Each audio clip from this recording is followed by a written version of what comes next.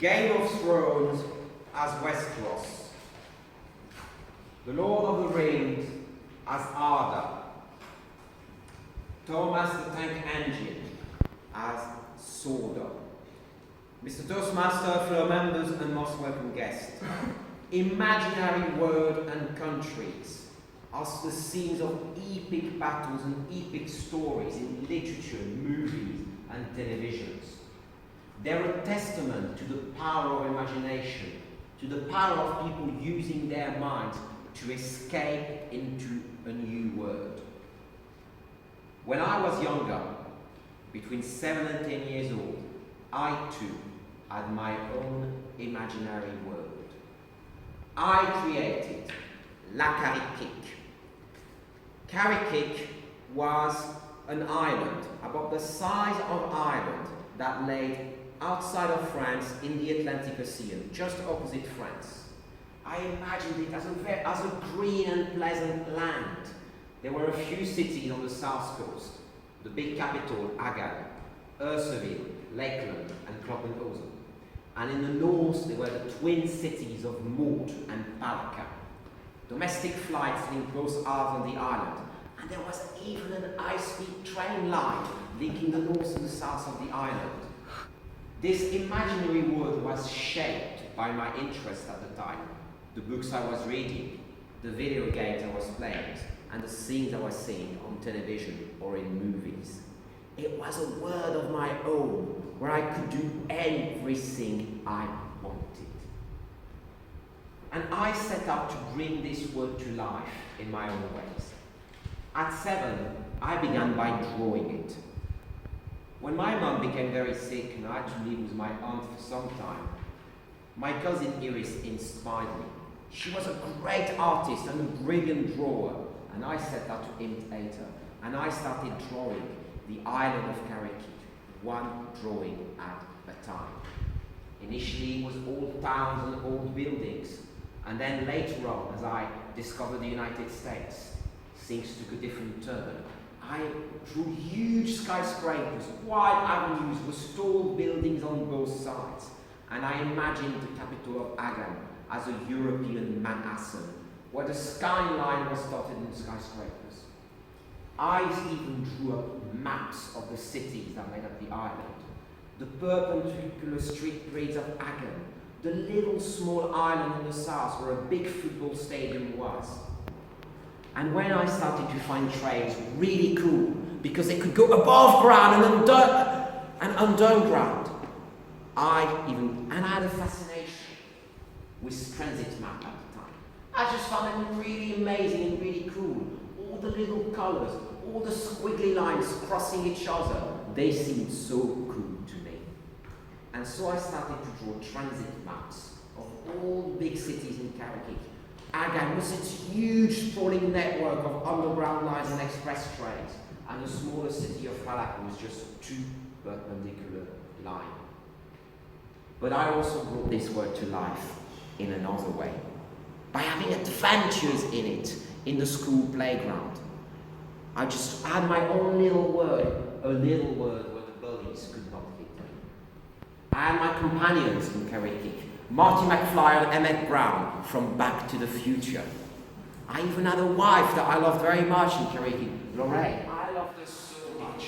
And we went on an adventure all over the island, hopped on the trains that went from north to south, and somehow I even became a very important gentleman in Agan. I was playing a video game at the time called Transport Tycoon and SimCity 2000. And I loved this game. I spent a lot of time on them. 90 minutes a day only. I was on the time limitation by my parents. And these games influenced my world. And I ended up being the CEO of the local transport company in Agan. With my fictitious colleagues, we hatched great deeds and great balls. One day we met as a board of directors and took a decision. Line number 2 of Agan Metro had to go. It was going from nowhere to nowhere. There was no point. It would cost 50 million francs to destroy it and rebuild it anew. And over the course of one playground break, there were great explosions all over the city of Agan, and bulldozers came moving the debris everywhere. We had successfully destroyed Line 2 of Agan Metro. And we set out to rebuild it immediately with gleaming silver and blue trains that would whiz underground, and the line would go from somewhere to somewhere from now on. The next year, I was again CEO of the national airline this time, Karikique, and we had some amazing plans. We revamped the entire fleet of planes in favor of modern planes. We moved operation to a brand new airport outside of the city. We hatched partnership with Alitalia, American Airlines and Japan Airlines. We even opened a flight to Tokyo. And over the course of one school day, I imagined that flight taking place. The first inaugural flight from Agan to Tokyo. I want this to sink under the sea, be destroyed and never heard of again. Je veux qu'une grande catastrophe détruise la Karikique. This is what my dad told me when he discovered about la Karikique, my imaginary world. I set out to continue the adventures in the world for some time. I even imagined the history of the island. It had been a Roman province once. Then it became a great duchy. Why not a kingdom? Because in my childish mind, it was just too small to become a fully fledged kingdom. But slowly and surely, because I had to get good grades at school, and I had to try and make friends with the bullies that ate me, no matter what they did to me, la Karikique went away. And all my drawings were thrown to the bin, recycled forever.